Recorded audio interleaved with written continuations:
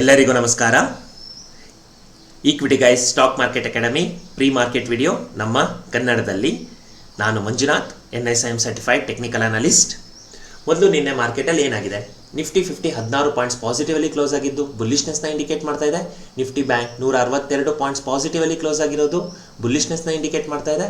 Sensex 63 points ಪಾಸಿಟಿವಲಿ close ಆಗಿರೋದು ನಮಗೆ ಬುಲ್ಲಿಶ್ನೆಸ್ನ indicate ಮಾಡ್ತಾ ಇದೆ. ಇಂಡಿಯಾ ವಿಕ್ಸ್ -2.09% ಚೇಂಜ್, ಅದು ನಮಗೆ ಬುಲ್ಲಿಶ್ನೆಸ್ನ ಇಂಡಿಕೇಟ್ ಮಾಡ್ತಾ ಇದೆ. ಇನ್ನು ETFs ನಿಫ್ಟಿ ಬೀಸ್ ಮತ್ತು ಬ್ಯಾಂಕ್ ಬೀಸ್ ನ್ಯೂಟ್ರಲ್ ಆಗಿ ಕ್ಲೋಸ್ ಆಗಿದೆ. ಅದೇ ರೀತಿ ಗೋಲ್ಡ್ ಬೀಸ್, ಸಿಲ್ವರ್ ಬೀಸ್ ನ್ಯೂಟ್ರಲ್ ಆಗಿ ಕ್ಲೋಸ್ ಆಗಿರೋದನ್ನ ನಾವು ನೋಡ್ಬೋದು. ಕ್ರೂಡ್ ಆಯಿಲ್ ಕೂಡ ಫ್ಲಾಟ್ ಆಗಿ ಕ್ಲೋಸ್ ಆಗಿದೆ ಅಂತ ಹೇಳ್ಬೋದು. ಸೊ ಓವರ್ ಆಲ್ ಡೇಟಾ ನಿನ್ನೆ ಪ್ರಕಾರ ಒಂದು ನ್ಯೂಟ್ರಲ್ ಟು ಬುಲ್ಲಿಶ್ ಮಾರ್ಕೆಟ್ ಅಂತ ಹೇಳ್ಬೋದು. ಇನ್ನು ನಿಫ್ಟಿ 50 ಸ್ಪೆಸಿಫಿಕ್ ಆಗಿ ಬರೋದಾದರೆ ನಾವು ನಿಫ್ಟಿ 50 ಡೇ ಟೈಮ್ ಫ್ರೇಮಲ್ಲಿ ಒಂದು ದೋಜಿನ ಕ್ರಿಯೇಟ್ ಮಾಡಿರೋದನ್ನ ನಾವು ಅಬ್ಸರ್ವ್ ಮಾಡ್ಬೋದು. ನಿಫ್ಟಿ ಬ್ಯಾಂಕ್ ಕೂಡ ಒಂದು ದೋಜಿನ ಕ್ರಿಯೇಟ್ ಮಾಡಿರೋದನ್ನ ನಾವು ಅಬ್ಸರ್ವ್ ಮಾಡ್ಬೋದು. ಇನ್ನು ನಾವು ನಿನ್ನೆ ಮಾರ್ಕೆಟಲ್ಲಿ ಪ್ರೆಡಿಕ್ಟ್ ಮಾಡಿದ ಪ್ರಕಾರ ಮಾರ್ಕೆಟಲ್ಲಿ ಏನಾಗಿದೆ, ನಾವು ನಿನ್ನೆ ಮಾರ್ಕೆಟಲ್ಲಿ ಒಂದು ವಿ ಶೇಪ್ ಮಾರ್ಕೆಟ್ ಆಗುವ ಚಾನ್ಸಸ್ ಇದೆ ಅಂತ ಹೇಳಿದ್ವಿ. ಅದೇ ರೀತಿಯಲ್ಲಿ ಮಾರ್ಕೆಟ್ ಬಿಗಿನಿಂಗಲ್ಲಿ ಫ್ಲಾಟ್ ಓಪನ್ ಆಗಿ ಒಂದು ಫಸ್ಟ್ ಸೆಲ್ಲಾನ್ ರ್ಯಾಲೀಸ್ ಆಯಿತು. ಆಮೇಲೆ ಒಂದು ದೋಜಿನ ಕ್ರಿಯೇಟ್ ಮಾಡೋ ಅಲ್ಲಿಂದ ಸಪೋರ್ಟ್ ತೊಗೊಂಡು ಮಾರ್ಕೆಟ್ R1 ಅಂದರೆ 15ನೇ ತಾರೀಕಿನ ಹೈವರೆಗೂ ನಾವು ಆ ಝೋನ್ವರೆಗೂ ಮಾರ್ಕೆಟ್ ಮೂವ್ ಆಗಿದ್ದನ್ನ ನಾವು ನೋಡ್ಬೋದು. ಅಲ್ಲಿಂದ 25,200 ಈ ಲೆವೆಲ್ಸಲ್ಲಿ ಮಾರ್ಕೆಟ್ ಕ್ಲೋಸ್ ಆಗಿದೆ. ಸೊ ಇವತ್ತಿನ ಮಾರ್ಕೆಟ್ಗೆ ಸಪೋರ್ಟ್ ಆ್ಯಂಡ್ ರೆಸಿಸ್ಟೆನ್ಸ್ನ ಮಾರ್ಕ್ ಮಾಡ್ಕೊಳ್ಳೋಣ. ಮೊದಲನೇದಾಗಿ ರೆಸಿಸ್ಟೆನ್ಸ್ 25,255, ಅದು ನಿನ್ನೆಯ ಹೈ ಆಗಿರೋದು, ಅದು ನಮಗೆ ಮೊದಲನೇ ರೆಸಿಸ್ಟೆನ್ಸ್ ಆಗಿ ಕೆಲಸ ಮಾಡುತ್ತೆ. 25,322 ನಮ್ಮ R2 ಆಗಿ ಕೆಲಸ ಮಾಡುತ್ತೆ. 25,355 ನಮಗೆ R3 ಆಗಿ ಕೆಲಸ ಮಾಡುತ್ತೆ. ಸೊ ಇವತ್ತಿನ ಇಂಪಾರ್ಟೆಂಟ್ ಝೋನ್ ಅಂತ ಹೇಳಿದ್ರೆ ನಮಗೆ 25,300 ಇದು ನಮಗೆ ಇಂಪಾರ್ಟೆಂಟ್ ರೆಸಿಸ್ಟೆನ್ಸ್ ಆಗಿ ಕೆಲಸ ಮಾಡುತ್ತೆ.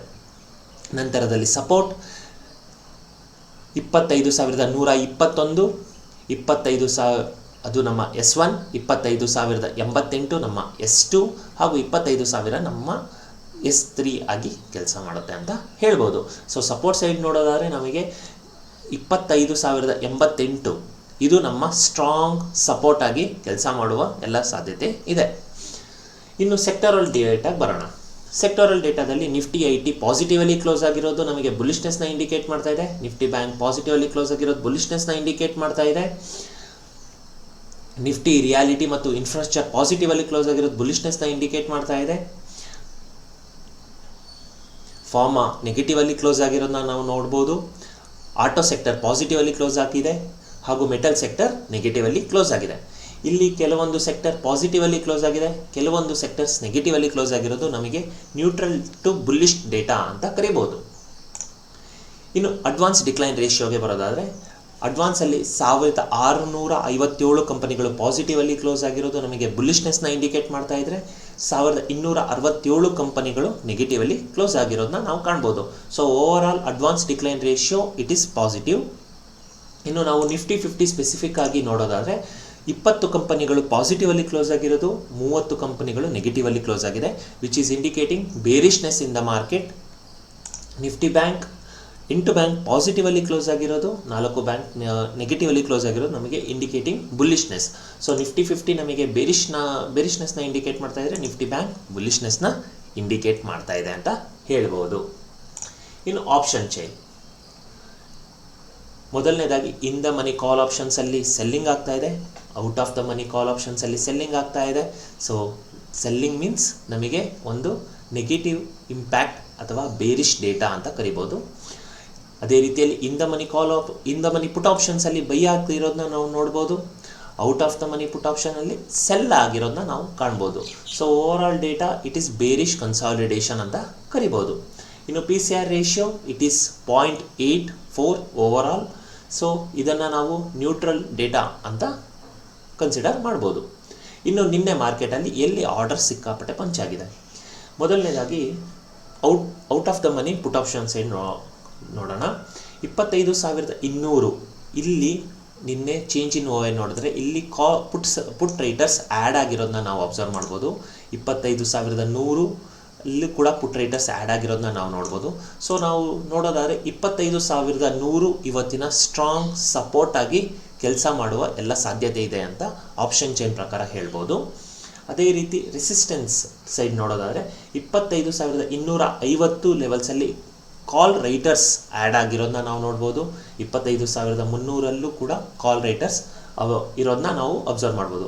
ಸೊ ಓವರ್ ಆಲ್ ಡೇಟಾ ಪ್ರಕಾರ 25,100 ಇವತ್ತಿನ ಸ್ಟ್ರಾಂಗ್ ಸಪೋರ್ಟ್ ಆಗಿ ಕೆಲಸ ಮಾಡುತ್ತೆ. ಆಪ್ಷನ್ ಚೈನ್ ಪ್ರಕಾರ 25,300 ನಮಗೆ ಸ್ಟ್ರಾಂಗ್ ರೆಸಿಸ್ಟೆನ್ಸ್ ಆಗಿ ಕೆಲಸ ಮಾಡುವ ಸಾಧ್ಯತೆ ಇದೆ ಅಂತ ಹೇಳ್ಬೋದು. ಇನ್ನು ನಾವು FII ಡೇಟಾಗೆ ಬರೋದಾದರೆ ಮೊದಲು ಕ್ಯಾಶ್ ಮಾರ್ಕೆಟಲ್ಲಿ FIIs 1,858 ಕೋಟಿಯಷ್ಟು ಸೆಲ್ ಮಾಡಿರೋದನ್ನ ನಾವು ಇಂಡಿಕೇಟ್ ಮಾಡ್ಬೋದು. ಅದು ಬೇರಿಷ್ನೆಸ್ನ ಇಂಡಿಕೇಟ್ ಮಾಡುತ್ತೆ. DIs 1,223 ಕೋಟಿಯಷ್ಟು ಬೈ ಮಾಡಿರೋದನ್ನು ನಮಗೆ ಬುಲ್ಲಿಷ್ನೆಸ್ನ ಇಂಡಿಕೇಟ್ ಮಾಡ್ತಾ ಇದೆ. ಆದರೆ ಓವರ್ ಆಲ್ ಡೇಟಾನ ನಾವು ಅಬ್ಸರ್ವ್ ಮಾಡಿದ್ರೆ ಇಟ್ ಈಸ್ ನೆಟ್ ಸೆಲ್ಲಿಂಗೇ ಆಗಿರೋದು ನಮಗೆ ಓವರ್ ಆಲ್ ಮಾರ್ಕೆಟಲ್ಲಿ ಕ್ಯಾಶ್ ಮಾರ್ಕೆಟಲ್ಲಿ ಬೇರಿಷ್ನೆಸ್ನ ಇಂಡಿಕೇಟ್ ಮಾಡ್ತಾ ಇದೆ. ಇನ್ನು F&O ಸೆಗ್ಮೆಂಟಿಗೆ ಬರೋದಾದರೆ ಇಂಡೆಕ್ಸ್ ಫ್ಯೂಚರ್ಸ್ FIIs ಇಂಡೆಕ್ಸ್ ಫ್ಯೂಚರಲ್ಲಿ 690 ಕೋಟಿಯಷ್ಟು ಸೆಲ್ ಮಾಡಿರೋದನ್ನ ನಾವು ಕಾಣ್ಬೋದು, which is indicating bearishness. Stock 3,614 crore, ಇದು ನಮಗೆ ಬೇರಿಷ್ನೆಸ್ನ ಇಂಡಿಕೇಟ್ ಮಾಡ್ತಾ ಇದೆ. ಇನ್ನು US ಫ್ಯೂಚರ್ಸ್ ನಮಗೆ ಫ್ಲಾಟ್ ನ್ಯೂಟ್ರಲ್ ಡೇಟಾ ಅಂತ ಕರಿಬೋದು, ಅಥವಾ ನ್ಯೂಟ್ರಲ್ ಟು ನೆಗೆಟಿವ್ ಡೇಟಾ ಅಂತ ಕರಿಬೋದು ನಾವು ಇದನ್ನು. ಸೊ US ಫ್ಯೂಚರ್ಸ್ ಈಗ ಕರೆಂಟ್ಲಿ ನೆಗೆಟಿವಲ್ಲಿ ರನ್ ಆಗ್ತಾ ಇರೋದನ್ನ ನಾವು ಕಾಣ್ಬೋದು. ಇನ್ನು ಗ್ಲೋಬಲ್ ಮಾರ್ಕೆಟಿಗೆ ಬರೋದಾದರೆ ಮೊದಲು US ಮಾರ್ಕೆಟ್ ಯಾವ ರೀತಿಯಲ್ಲಿ ಕ್ಲೋಸ್ ಆಗಿದೆ. US ಮಾರ್ಕೆಟ್ ಡೌ ಜೋನ್ಸ್ ಪಾಸಿಟಿವಲ್ಲಿ ಕ್ಲೋಸ್ ಆಗಿದ್ದು ಬುಲ್ಲಿಷ್ನೆಸ್ನ ಇಂಡಿಕೇಟ್ ಮಾಡ್ತಾ ಇದೆ. S&P ಪಾಸಿಟಿವಲ್ಲಿ ಕ್ಲೋಸ್ ಆಗಿದೆ. ನಾಸ್ಡಾಕ್ ಕೂಡ ಪಾಸಿಟಿವಲ್ಲಿ ಕ್ಲೋಸ್ ಆಗಿರೋದು. ನಮಗೆ ಅಮೇರಿಕನ್ ಮಾರ್ಕೆಟ್ಸ್ ಪಾಸಿಟಿವಲ್ಲಿ ಕ್ಲೋಸ್ ಆಗಿರೋದು ಒಂದು ಬುಲ್ಲಿಷ್ನೆಸ್ನ ನಾವು ಅಬ್ಸರ್ವ್ ಮಾಡ್ಬೋದು. ಯುರೋಪಿಯನ್ ಮಾರ್ಕೆಟ್ ನೋಡೋದಾದರೆ ಲ್ಯಾಕ್ಸ್ ನೆಗೆಟಿವಲ್ಲಿ ಕ್ಲೋಸ್ ಆಗಿದೆ. FTSE ಕೂಡ ನೆಗೆಟಿವಲ್ಲಿ ಕ್ಲೋಸ್ ಆಗಿದೆ. CAC ನೆಗೆಟಿವಲ್ಲಿ ಕ್ಲೋಸ್ ಆಗಿರೋದು ನಮಗೆ ಒಂದು ಬೇರಿಶ್ ಡೇಟಾ ಅಂತ ಕರಿಬೋದು. ಅದೇ ರೀತಿಯಲ್ಲಿ ಆಲ್ರೆಡಿ ಏಷ್ಯನ್ ಮಾರ್ಕೆಟ್ಸ್ ಓಪನ್ ಆಗಿರೋದನ್ನ ನಾವು ಅಬ್ಸರ್ವ್ ಮಾಡ್ಬೋದು. ನಿಕಾಯ್ 225 ನೆಗೆಟಿವಲ್ಲಿ ರನ್ ಆಗಿರೋದನ್ನ ನಾವು ಕಾಣ್ಬೋದು. It is flat to negative data.